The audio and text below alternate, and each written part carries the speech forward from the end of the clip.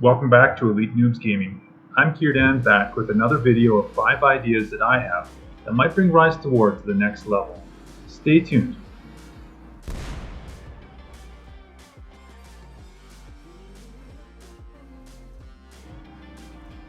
Alright, one of my first ideas is to expand the rosters of the barracks for each faction.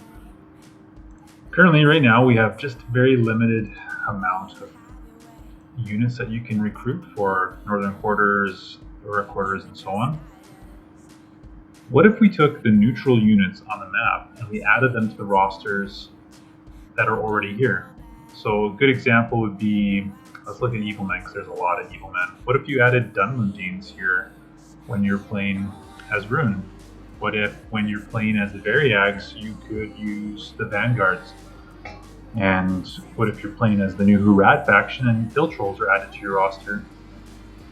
Other good examples would be the Orcs. Like there's the Spear Thrower Orcs. There are the Orc Drummers. What if different Orc factions had access to these units all the time and didn't require having to capture a neutral layer that could be anywhere across the map? There could be, I still think it might be useful to have some of these neutral layers available for other factions to try. So maybe giving the option for Mordor that they still could go and capture a Hill Troll layer and put Hill Trolls on their roster into their barracks. But I think that we need to make the factions feel more unique. And you're probably going to notice a lot of my ideas are centered around that idea, is that I want Mordor to feel like I'm playing a faction that's different than everyone else. Not just because they have a different T4 unit and a very small different faction ability, but I want them to feel like I have different access to different troops. Not because I give neutral layers that are close to where I start, but ones that actually might make a difference from the very beginning.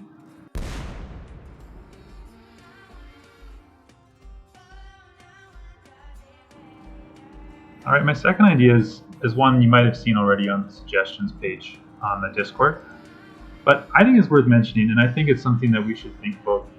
It was kind of a mixed response from some people. Some people seem to like it, and some people, maybe they just didn't quite understand it, but maybe they didn't like it, and that's fine too. So my suggestion is we add a debuff and a buff for every commander. So initially, I would have every commander at the beginning. So they start at level 5 now. So let's say Shagrat.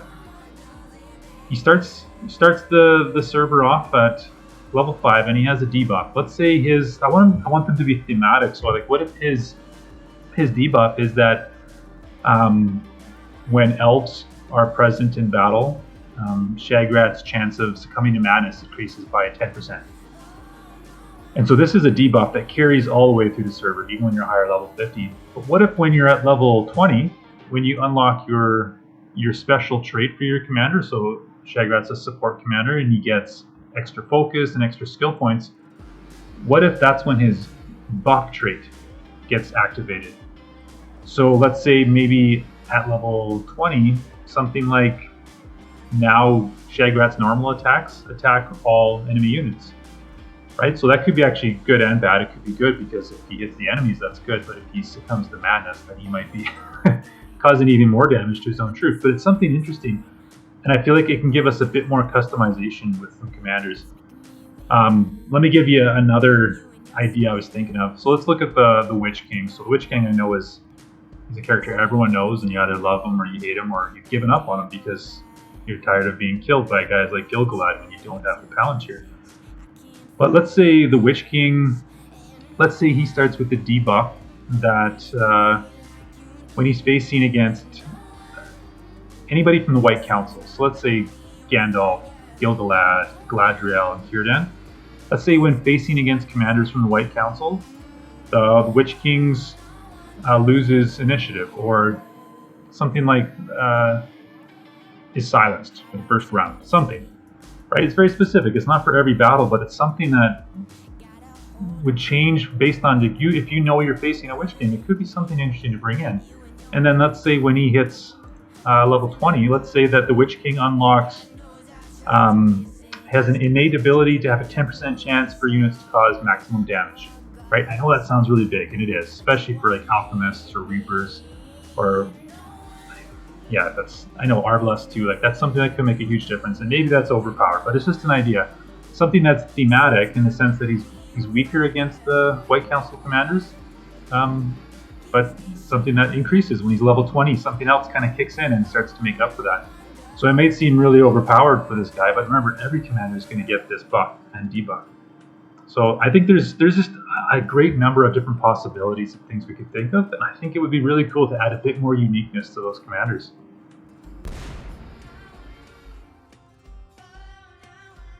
All right, my third idea, it's kind of in relation to the first idea I had about changing the rosters for the units. But what if instead of having 3 different unit types, like say for the Orc Archer camp, you can unlock the Orc Archers as soon as you build it, and then you got the crossbowmen, and then eventually the Arbalasts. What if instead of having 3 separate units, what if it was a unit that just upgraded? And so when you upgrade your Orc Archer camp to level 3, now all the Orc Archers that you have become Orc Crossbowmen. Right? We probably have all gone through that situation where we've had all these tier 1 or tier 2 troops that we've had to delete and to make room so we can fit more command into our barracks. But to me, this gives you more incentive that it's not going to be a waste of money and resources to go and buy these troops that, if they haven't already died of natural causes, that you might have to kill them yourself and kind of have that pain of wasting all those resources. When, in all honesty, I've never seen someone later in the game using an Orc tier 1 archer, right? So it's a unit that becomes completely redundant. And quite a few of these troops, very few tier 2 troops, with the exception of maybe the Knights for the Numenorian quarters, really gets used in the later game. And even that's fairly rare because it's dependent on someone having the right helmet that gives the burn, poison, and focus damage reduction on them. But I think it's something that would be good, so we're not wasting the troops that we buy. So same thing for a Stalker, that he starts off as a Stalker, but as soon as your Stalker layer goes to level 5, all those Stalkers become Reapers. You could adjust the cost of the resources for upgrading your buildings if you thought that was needed to balance it out. But I think it's something that could be really interesting.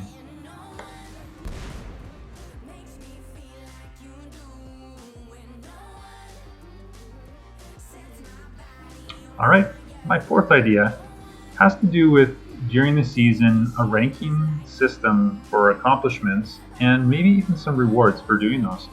Currently, we can look at whoever has the highest ring level in the server, which is useful, which is something that's important to know, that Meek Heimel is the highest level ring in our server, and that's something. And almost the exact same stat is telling you who has the highest production per hour and of ring power. So really, they're basically 2 of the same stat that we're kind of looking at, just from 2 different lights.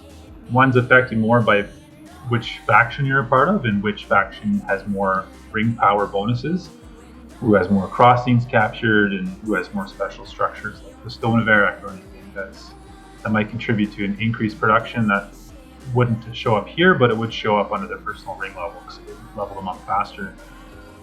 What if we had, I know we've all mentioned it before, what if we had a prestige ranking board? What if we had a section for a player who's taken the most enemy tiles? What if we have it for who's uprooted the most settlements? What if it's who's destroyed the most forts or structures created by your enemies? Like, I think there's actually something that there's a lot more incentive when someone feels like they're competing against someone. Currently, right now, when you destroy a fort, unless it's a special event, there's no bonus for you. There's no end game reward. There's no ranking to show that you're doing a better job than others. If you take the most enemy tiles, again, nothing. It's not showing anything. So you might be the guy that's the ultimate pather, and you're clearing out the enemy tiles so the big boys can go and get some big hits in PvP, and that's awesome. And I think that should be rewarded. I think we should actually think about some of the smaller things that are happening, and not just things like ring level or power production.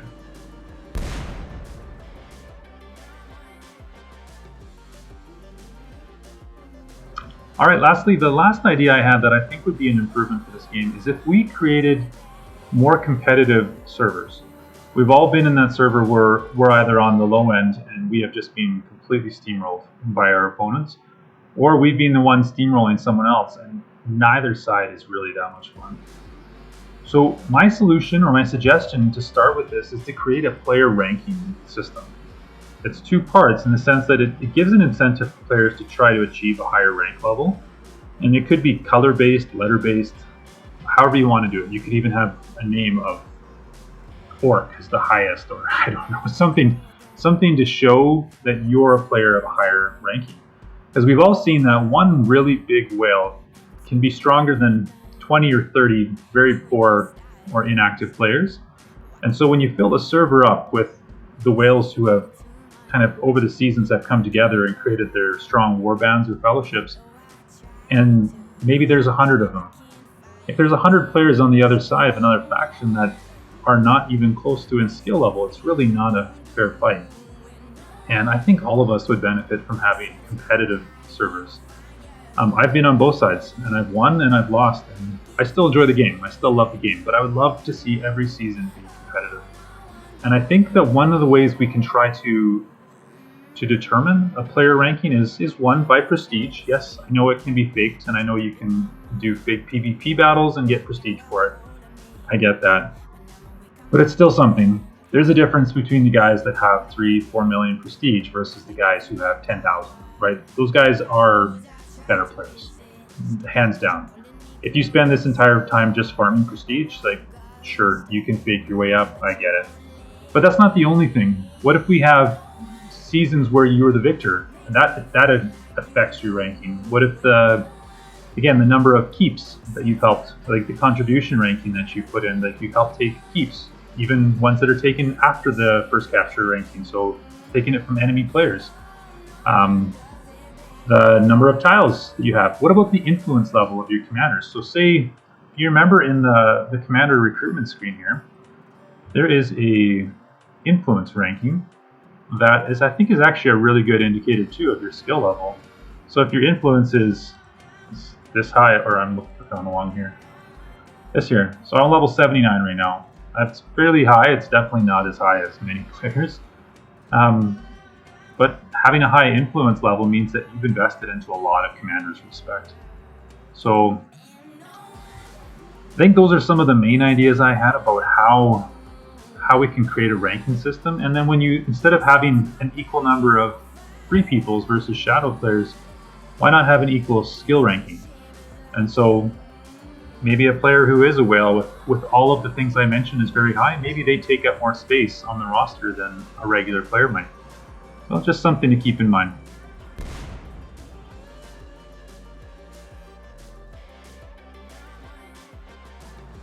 Alright guys, well, thanks for taking the time to listen to some of my ideas. I know some of them are a little bit out of the box, and I know some of them require a lot of work to kind of tweak just to make perfect. But I love this game, and I would love to see some growth that was big, right? I don't want to take big steps back. I don't want to see massive amounts of commanders and campaigns being put out there that really aren't that well thought out. But I would love to see just the more increased customization. I want to see more competitiveness. I want to see this game last for a long time.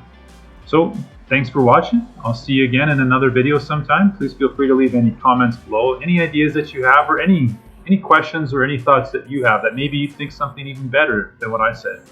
But we'll see you guys all again later. Bye.